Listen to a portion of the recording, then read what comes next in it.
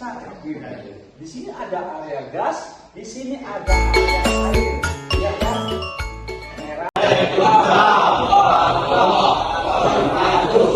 Hari ini pemirsa kita lagi ada penyampaian materi mengenai mesin pendingin, ya.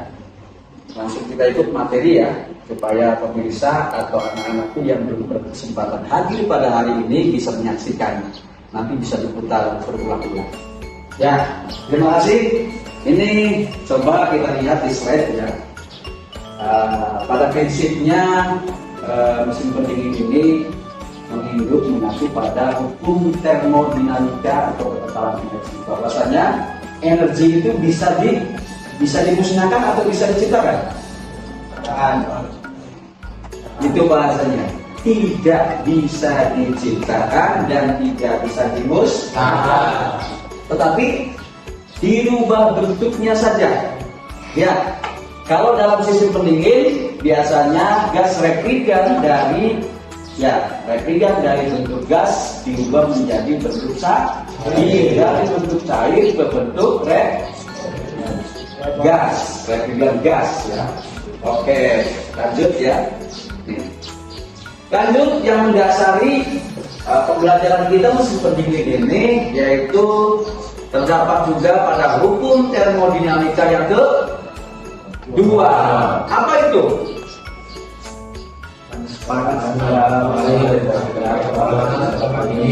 Betul, biasanya panas itu mengalir dari tempat yang panas ke tempat yang dingin biasanya, gitu kan?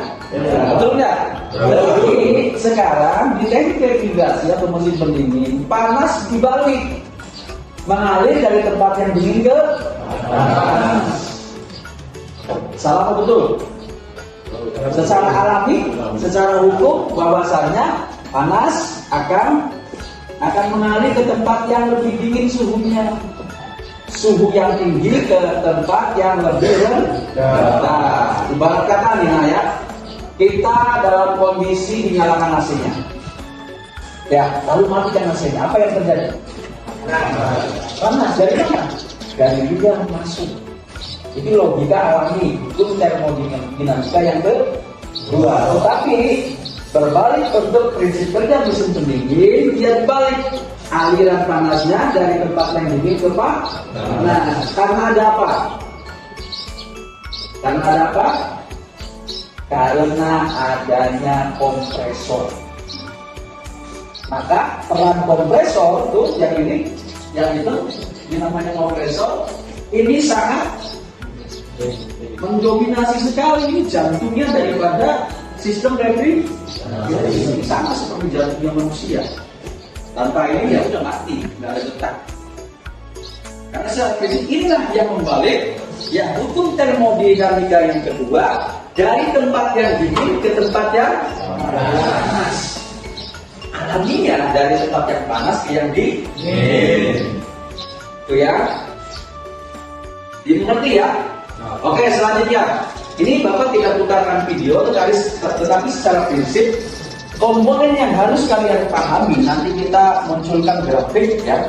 Itu komponen kompresor, terus apalagi kondensor, terus apalagi katup ekspansi dulu, lalu evaporator. Maka ya sudah barang bentuk komponen yang urgent itu ada 4. 1 kompresor, 2 kompresor, 3 4.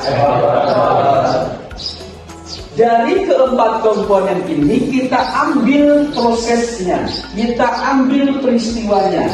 Ingat bahwasanya kompresor ini mempunyai peristiwa kompresi, betul ya? Kalau di motor diesel itu isap dan tekan, tekannya kompresi gitu kan? Ini juga sama, isap dan tekan. Peristiwanya namanya kompresi. Kalau ini kondensor, peristiwanya namanya kondensasi. Oke? Yang selanjutnya katup ekspansi, peristiwanya adalah ekspansi. Selanjutnya di evaporator, peristiwanya adalah evaporasi. Kita lihat grafiknya. Itu nama komponennya ya. Oke. Nah, coba lihat sini. Tadi yang Bapak katakan, Bapak sebutkan ada peristiwa kompresi, ada peristiwa kondensasi, ada peristiwa ekspansi, ada peristiwa evaporasi. Titiknya dari 1 ke 2, dari 2 ke 3, dari 3 ke 4, dari 4 ke 1, siklus ya. Oke, kita lihat areanya. Area sebelah kanan nih, area kompresi, ada area apa nih tulisannya? Gas.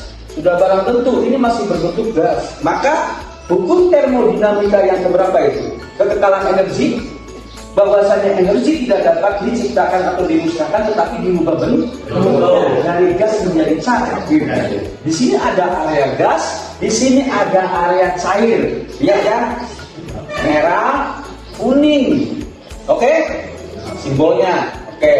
Lalu peristiwa di antara gas dan cair, ada perubahan dari gas ke cair, ada perubahan dari cair ke gas. Oke, peristiwa yang pertama adalah area gas. Peristiwa yang kedua adalah ada perubahan dari gas ke cair. Peristiwa yang ketiga terjadinya ini penurunan tekanan. Ya, yang kita bicara ini adalah area tekanan, yang vertikal ini tekanan, yang horizontal ini apa? Suhu entalpi. Paham? Lanjut ya? Oke. Bapak mau tanya dulu nih, jangan sampai Bapak lanjut, malah kamu nggak ngerti. Ada 4 peristiwa, kamu sebutkan. Peristiwa ini ada 4. Salah. Ayo, ada 4 peristiwa. Oke. Yang kenceng, karena ini pemirsa juga menyaksikan. 1 kompresi, 2 kondensasi, 3 ekspansi, 4 evaporasi. Oke, ngerti ya? Oke. Dari keempat peristiwa tadi, nama komponennya apa? Nama komponen. Siapa yang bisa? Oke. Kompresor, terus?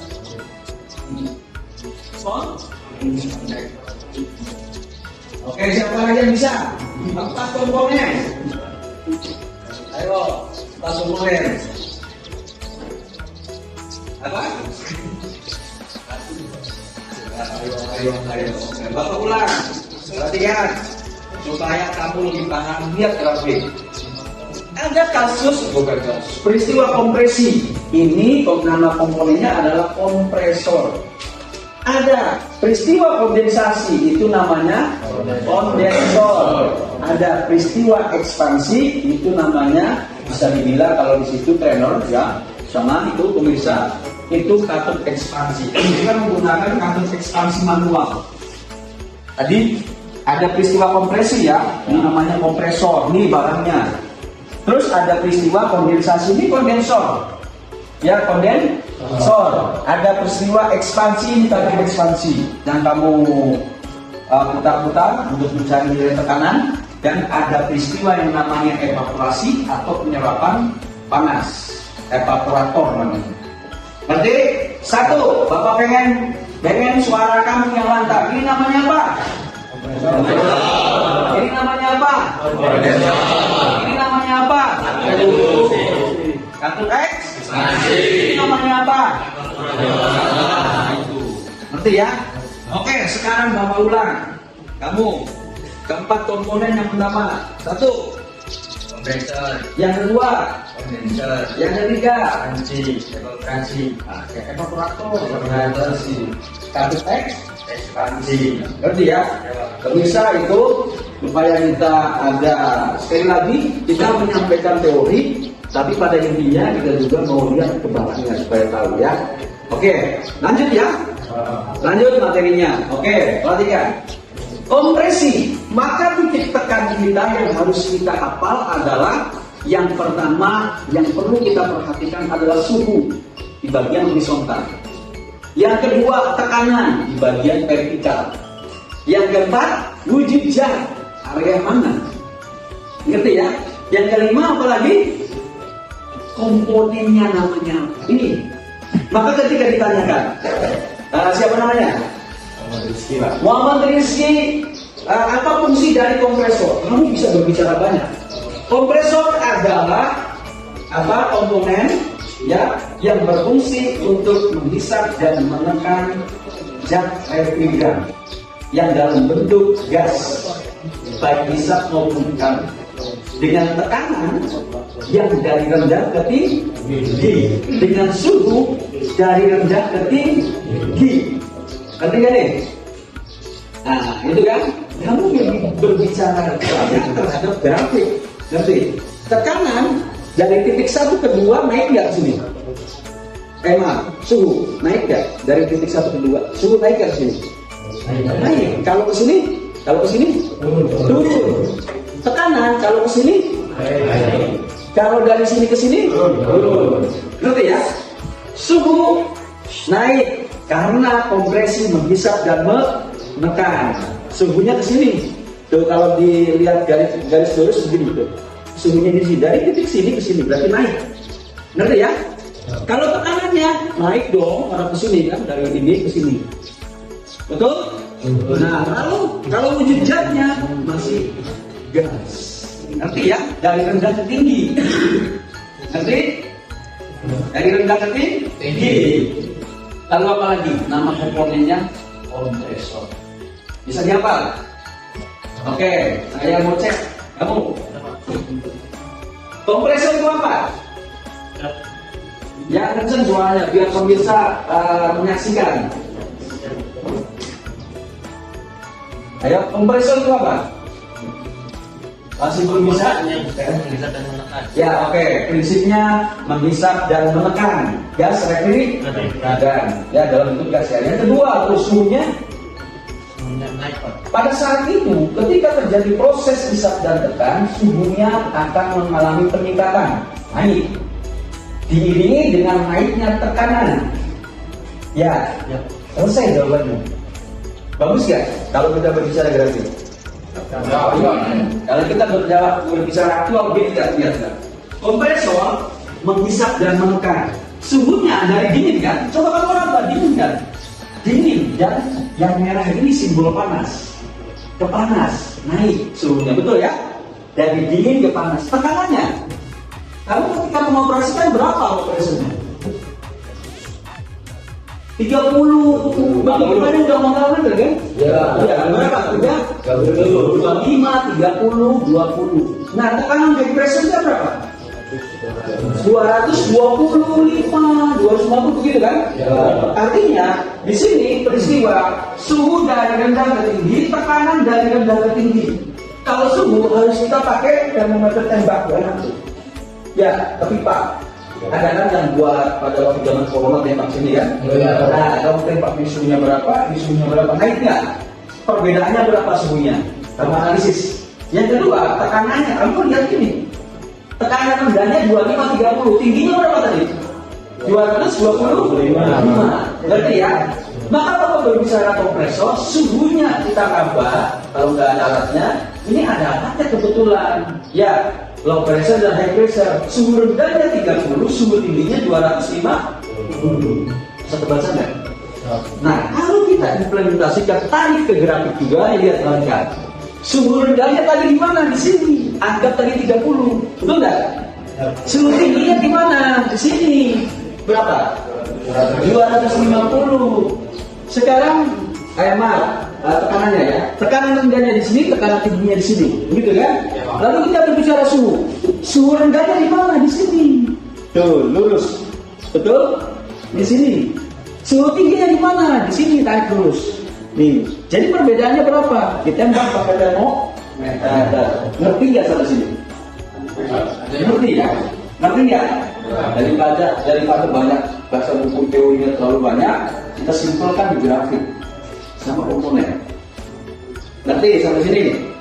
Berbicara kenaikan suhu, berbicara kenaikan tekanan. Oke, pada kompresi itu, ya.